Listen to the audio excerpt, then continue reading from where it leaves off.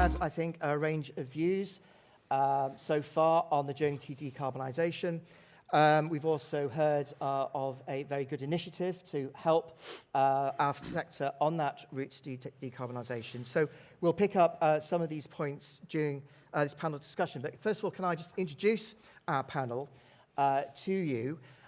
Delighted to have a range of expertise. As I said earlier, we've got two of the ZEHID consortia here. ZEHID, if you're not familiar, this is the £200 million investment by the UK government to trial electric and hydrogen trucks on our roads, and we'll touch on what that's looking like in a minute. But anyway, can I just make the introduction? So on my immediate right, we've got Sam Clarke.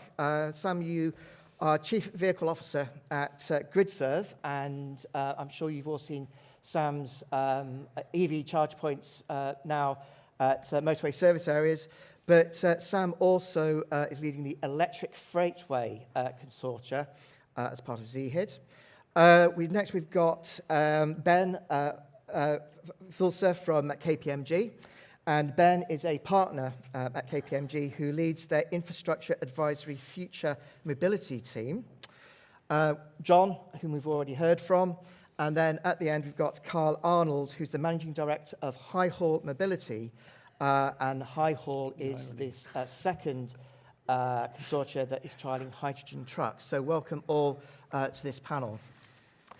So, to begin with, I think a general question, which is to just get that sense from you all as to how we're doing on decarbonisation.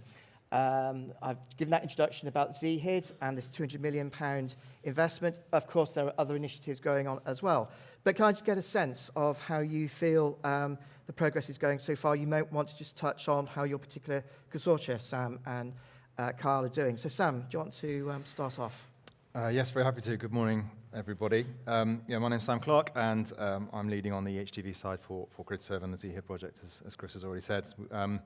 We've been running now for a couple of years, and the project is really gathering pace now, which is fantastic. So we've got the largest of the four consortiums within the £200 million funded project by government. We've got over 150 vehicles now ordered. 60 plus of those are now on the roads in the UK, operating every day. We've got 12 depots in installations now throughout, or spades in the ground being built. One has just recently opened up in the Sunderland plant in Nissan. And we've got 7 public sites, 2 of which have now broken ground in Baldock and Exeter that are now being built for public charging infrastructure as well. So it's nice to be able to do that summaring, Chris, to be honest, because we've spoken for a long time now, and I've spent a lot of time on stages talking about what we're going to do. It's quite nice to now talk about things that we have done, which is fantastic. Absolutely, I couldn't agree more. You know, that at last, as you just said there, Sam, things are beginning to happen, and this journey to decarbonisation is beginning to happen. Kyle, do you want to give your perspective? Yep, so Kyle Arnold, I'm the MD of High Haul. So my accent is incredibly strong, so there's translation services at the end for everybody who was struggling with it. But so in the ZEHID, ZEHID High Haul is the only one that's 100% hydrogen. And what we are looking at is the heavy duty haulage. So it's the very, very top end. It's the biggest carbon emitters. So within our project, what we've done is we've secured the supply chain. So one of the big kind of questions and concerns was the supply chain, and that's hydrogen supply in terms of green hydrogen, the trucks, the infrastructure, and everything else. So what I can tell you is that we are securing the hydrogen supply. So High Haul's 100% shareholder is Protium, who provide the generation assets, the hydrogen generation assets. They've got 2 projects shortlisted in HAR2 as well. Their P2 facilities coming online at the end of this year as well. So we will have that constant supply of green hydrogen, which is, I think, one of the big kind of key risk areas for operators looking to introduce hydrogen vehicles into their fleets. So our COD date is around Q3 2026. So by that time, we will have the vehicles on the roads and we will have the stations operational. So we are making really good progress. We're not as far forward as I would love to be, and we're talking to Sam earlier on about this. But we are getting there. We are moving forward as well. Yeah, no, very, very good to see, and certainly very excited to see these hydrogen trucks on the road. Much promised, as you've said. And, I think keen interest, certainly from our membership here, on that potential for hydrogen. I mean, John, if I may, we've kind of heard DP World's view on the decarbonisation so far. But Ben, can I just give the floor to you in terms of, from KPMG's perspective, kind of, I guess, as an outsider, but also a key advisor in this process. What's your perspective? Thanks, Chris. So lovely to be with you here this morning. Obviously, we are at the start of the journey. I don't think there's any sort of getting away from that. We're making great progress in the car and van space, and things are picking up there. We'll talk a lot about today, I think, about total cost of ownership and the commercial realities of delivering it. But in the car and van space, we are now seeing, beyond parity, we're seeing cost savings from that transition. We're not there yet in the commercial vehicle space, I think from 7.5 tonnes upwards. And that's going to cause some challenges. But there are solutions now coming to market. And I think what's really exciting for me is seeing the innovation across the value chain. It's not just in the vehicle manufacturers, it's in the infrastructure providers, it's in the finance providers, it's in the energy companies, and of course, as John said, even all the way through to ports and the infrastructure facilities we're seeing. So the other thing that's interesting for me is, I was really pleased to see it actually on top of the poll earlier, that we're actually seeing most of this being driven by customer demand. So it's being driven by people wanting to reduce their scope 3, wanting to deliver better outcomes from their whole environmental journey. And that's then filtering through down and creating the demand. And we're starting to see that being baked into contracts. So where 3PLs and third-party logistic providers are coming to market to bid for contracts, we're starting to see more environmental commissions being put in there. And you need that whole system to work, as I was saying earlier. You need everything. You need the demand piece, you need the commercial reality. It needs to be economic, and you need the rest of the infrastructure and finance and insurance and everyone else to back off against it. Yeah, and I would echo the point you just made about this commercial, the customer demand here. This is not now solely politically driven. Right. And, it's very interesting, you read the press. I perhaps read the Telegraph a little bit too much for my own health. But, the Telegraph in particular, I think, have been flagging, quite rightly in the spirit of provoking that debate, the challenges and, whether they're achievable or not. Our own perspective, I think at the RHA, these are challenges that can be worked through, absolutely. But as I say, I think the important point here is this is not now solely politically driven. It is customer-led as well. And, that brings its own dynamic, I think, going forwards. So let's move on and just touch on, obviously, one of the really chunky issues facing decarbonisation, which is cost. And there's no denying that this is a potentially very expensive endeavour for us to introduce. And so, Ben, I know that KPMG have done a lot of work looking into the financing side, and I think you've just alluded to some of the innovation that potentially there. So, do you want to just share kind of what you found and kind of what the potential is there to make this work? And particularly, and as Jeff very eloquently said, to get that return on investment in due course. Yeah, happy to. I'll try not to take too much time and happy to talk about this in more detail after the panel. I think there are obviously two sides to the equation. There's the cost side and there's the revenue side. So how do you deliver this profitably? Because that's going to be the absolutely critical part of this. On the cost side, as I said, there's a lot of talk about total cost of ownership. But given that battery electric trucks, fuel cell electric trucks cost more than their diesel equivalents, and quite considerably more in some cases, 30 to 100% more, there's obviously a key challenge in accessing the capital to be able to do that, which means that you're going to have to finance it in most cases. And obviously with that financing, if that stretched over a long enough period of time, tenor, the total cost of ownership does start to make sense. I'll come back to that in a second. But the problem is it doesn't then give you the agility. 48 to 50% of trucks today are bought outright in cash. And so that's a big shift and a big change to move to more leased finance vehicles. And giving you that long-term financial liability and commitment against what is actually still quite a bit of a torrid market in cases. And you having that flexibility is absolutely critical. So notwithstanding that, the TCO modelling we have done for Green Finance Institute, for the Scottish Government, for some of our private sector clients, shows that in most cases we're still above TCO parity. There are things, green shoots, I think, that are starting to appear. So that piece around being able to do most of your charging in your depots, longer distances and holding onto the trucks for longer can improve those TCOs. And we are starting to see that that can be at parity but it's at the larger truck end, interestingly. It's not at the lighter 7.5 to sort of 22 ton, because we just don't do the distances and consume the fuel to make it worthwhile. The other side of the patch is then, what are the other push factors? So EU ETS 2 is coming in with the implication for fuel retailers that they're actually going to have to decarbonise themselves, and that's going to have an impact on the fuel costs. We don't know how long fuel levy will be able to be held stable. So there are some push factors as well. The revenue side of the equation is also important. And again, going back to that point around looking at what the implication of not shifting is. Is there an impact on the contracts I'm able to pick up? Is there an impact on where I can operate? Do I have additional costs of operation because of clean air zones, low emission zones, etc.? And then the other piece, which we're starting to see in contracts, is that people are prepared to pay a bit of a premium as well. So where can I pick up? And someone said it earlier, I think John was saying about incremental margin. Very difficult, but we are starting to see it as an opportunity.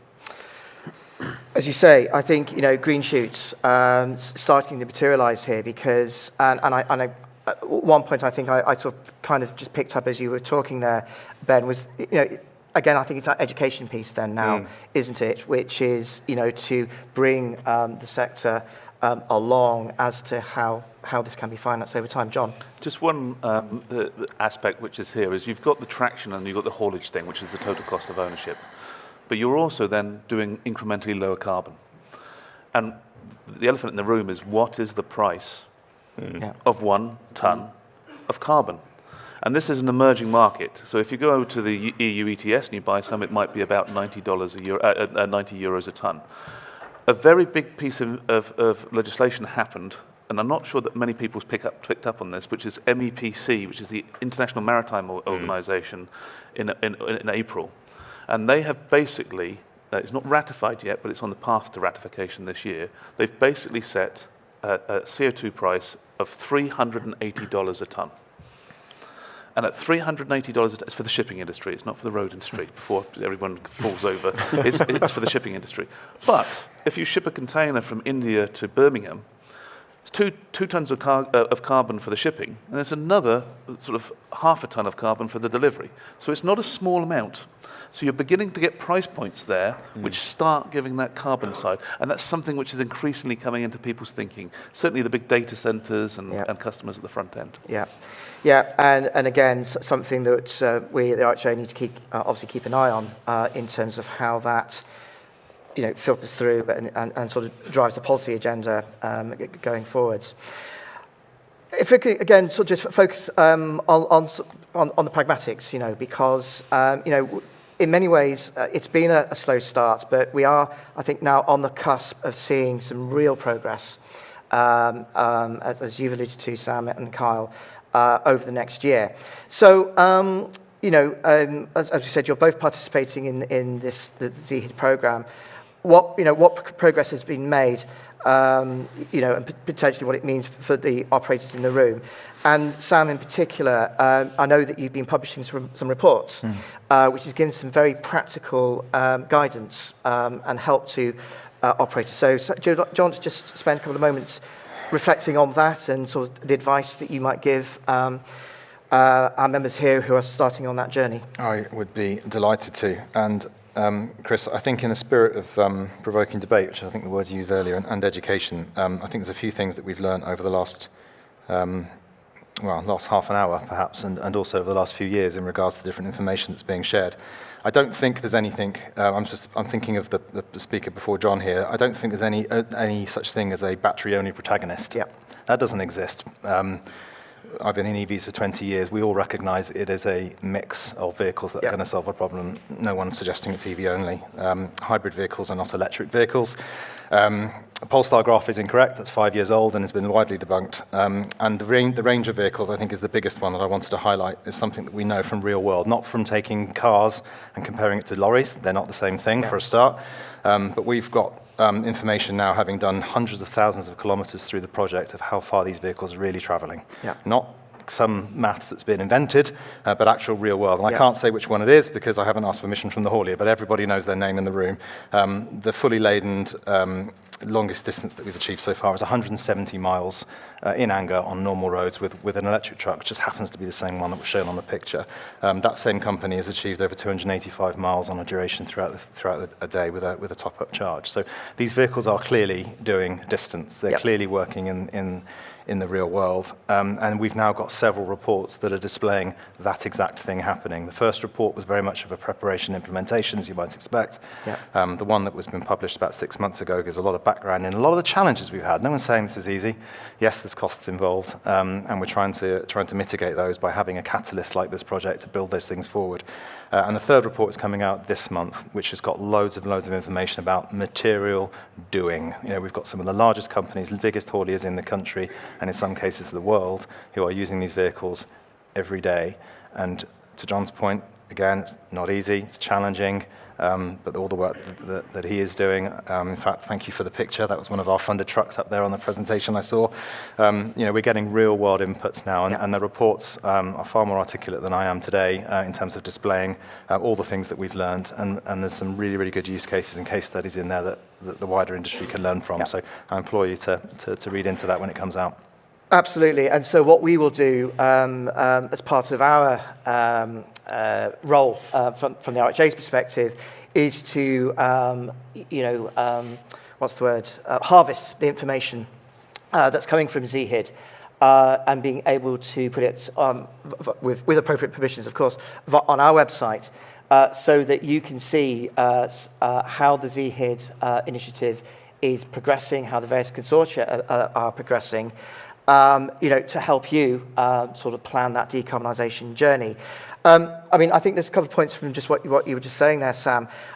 Clearly, there's the education piece, absolutely, about the performance data. This is absolutely crucial. And, I think, therefore, there's a job, isn't there, that collectively we get that performance data out. I'm sure, you will have your plans. It's worth saying that Innovate UK is the government agency that is running the ZEHID programme overall. We will press them to make sure this gets out as widely as it can. Of course, we can, and the RHA can do our bit too. So there's that element. But I also just wanted to flag, because I was reading, certainly the reports you've published so far, some really good practical advice on preparing your depot for decarbonisation. Things that absolutely will our members here will want to learn and understand about. So there we go. There's the information is starting to emerge, and I think there's a job now, a collective job, to make sure it gets out there so that you are able to distill it and integrate it into your own plans. Kyle, I mean, can I just come to you? I mean, in terms of your plans from the hydrogen side. Mm-hmm. So I think I'd echo what Sam said. It's about collaboration. It's not one or the other. There's going to be a mix of vehicles, and we're focusing it on the operators. It's what they actually do. For some operators, the BEV is very much the better solution. And when customers come to High Haul and they say they're interested, we will do a TCO, but also run a route analysis on their routes that they're looking to introduce these vehicles on. And we will be very, very open to say, look, these routes, you are better off going down these options. But for these routes, then hydrogen is essential. It is one of the better options. And that can be from quite a number of factors. It's range, it's payload, it's duty cycle. So sometimes it's double shifting, triple shifting. It's sometimes a kind of a mix of factors. I think what the ZEHID program is doing in the High Haul's case is it's taking that capital risk out for the operators, in the fact that when operators are join the programs, it's 80% capex funded, which actually over a 5-year period, which is the 5-year period that the high haul program will run, is the demonstrator period, it is roughly in terms of the lease cost, it is there or thereabouts the same of an ICE vehicle or a battery electric. So it's very much a case of just. It's not all one type of vehicle fits all. There's quite a number of different scenarios where it could be a combination of both, one, quite three or four. It's very much scenario based. Yeah, yeah. I should absolutely make clear, I mean, the policy landscape at the moment is certainly that technologically neutral approach. I want to make clear the RHA's view is that it's a multi-fuel future as well, which is what we advocate for. The reason why is because actually, if we've got these phase-out targets to meet, we have to ensure that every single operation in haulage and coach can be catered for. And whilst the new technologies are constantly evolving, we need to have obviously that assurance, that we can decarbonise as a whole across our industry, which is why we advocate that approach. But clearly, there is a message about making sure that public policy from the government respects that as well. And absolutely, that is something that we will continue to advocate. I'm conscious that just to bring things back into time, we might just cut this session a little shorter than was originally advertised. But perhaps just a couple of final questions to finish up on. I mean, John, I think you alluded to your low transport carbon program, literacy program. Mm-hmm. Do you want to expand a couple of moments on that? Okay, so it's important that when we're talking about using lower carbon trucks, it's important that you get the full value out of it. And the full value out of it is understanding how it works and being able to market that and get full value from your customers. And that low carbon program is a face-to-face program. You get it in order to qualify. You have to have an attendee. Kelly here, who's in red at the middle, she will be hosting these programs. So come and talk to Kelly because we'll understand what's going on. And we've gone through the carbon literacy project to make sure that we've got that as a certificate. And you will become carbon literacy certified if you attend this. We've also worked with an organisation called the Smart Freight Centre as part of the Low Carbon Drayage Alliance, which is an American word for container truck port haulage. And they have also provided information into this. So I would really sort of recommend that this is an integral part of what we're doing. And it's not just for HVO, it could be beyond. One thing I would like to mention very quickly, the reason why we decided to do 90 trips is because they're the trucks which are going round and round and round and doing relatively short distances. And they eventually probably will be the use cases for an EV setup. So we're kind of pre-priming the market. And then finally, we did try a little sneaky thing here. We gave a £20 incentive for electric vehicles in our ports. Since the start of last year, actually. And since the beginning of this year, we've seen lots of incentives being paid out. In fact, so much so that we've had to change the rule that you can't come in 10 times a day. You can only come in twice a day. We're here to support your business, not sponsor it. So those hauliers, you know who you are. Yeah. Thank you for that clarification, John. So final question then, I think, just to wrap up this session. And again, I think back to Sam and to Kyle. So if you were to give advice, again, back to that practical advice to an operator, how do you start? What would be your top 1 or 2 pointers to start them on that journey? Sam? Read the reports that we're all producing. I think it's very, very informative, as we said before. I think I said on the pre-record video, data is obviously key. Analysing the data and understanding what your lowest hanging fruit is, and starting somewhere. To your point earlier about the depots, they can be incredibly expensive, but they could also be quite affordable. There's a lot of hauliers that have used mobile AC 43 kilowatt chargers. Plugged into a commando socket on the side of the wall to get going with an EHGV. So there are always, and every fleet everywhere has lowest hanging fruit that can be electrified on day one, and then that's the learning curve and the journey that you start. So I think there's lots there. Absolutely agree. Kyle? I think selfishly he's probably come and speak to me after. But, you know, hi all. I mean, I can't practically run away from you, so, you know, I should be here for quite a while. But I think it's very much, look at your operations, is what are you doing currently on the position you want to get to. When you start looking at duty cycles, your types of trips, whether they're long range, short range, are you sweating the assets, are you not sweating them? I think all that pieces together in that educational kind of portfolio, what you'll build from. And I think that information will very much indicate to you which is currently the better options to go down in terms of the vehicles. I think just one point on the education is sometimes it's a very, very narrowed focus, and the education that we put out there is just very focused on what we're doing currently. So one of the things I'm involved in is I go around primary schools and actually educate and do demonstrations to the children to actually on the, you know, carbon and what's available in terms of net zero. And I think their fascination and sometimes how they look at it as children is sometimes it gives us a kind of it recalibrates our perspective on things as well. Yeah. And Ben?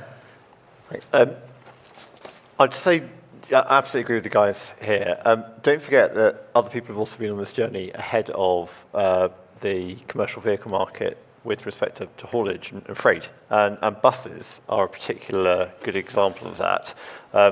We've been working with our bus clients for the last 5 or 6 years on that transition, and they've been going through this same process. They've been going through the hydrogen process, they've been going through the battery electric process, they've been going through the, my depot floor needs strengthening because actually they're heavier, or this is how I structure my depot energization program in the most appropriate way.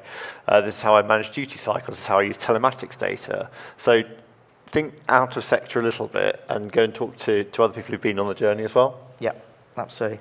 Could I just add one last point? Sorry, Please. Chris, I know you're just about to sign off. Yeah. It's Kyle just reminded me as well, is we need to learn from you guys as well. So we're going to build 7 sites, but we're going to need tens and tens and tens of sites across the country to facilitate everyone's use cases. So please do come to us because we need to learn from you. What are you doing in 3 months? What are you doing in 3 years?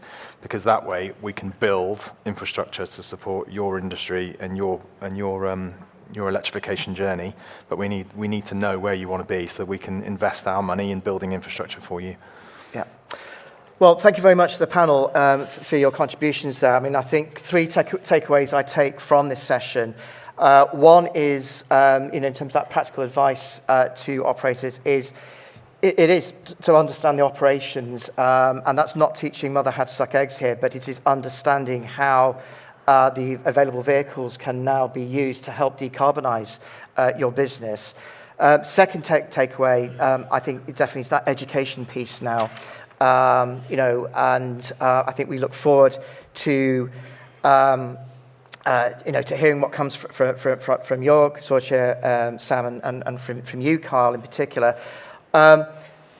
Performance data is absolutely crucial here.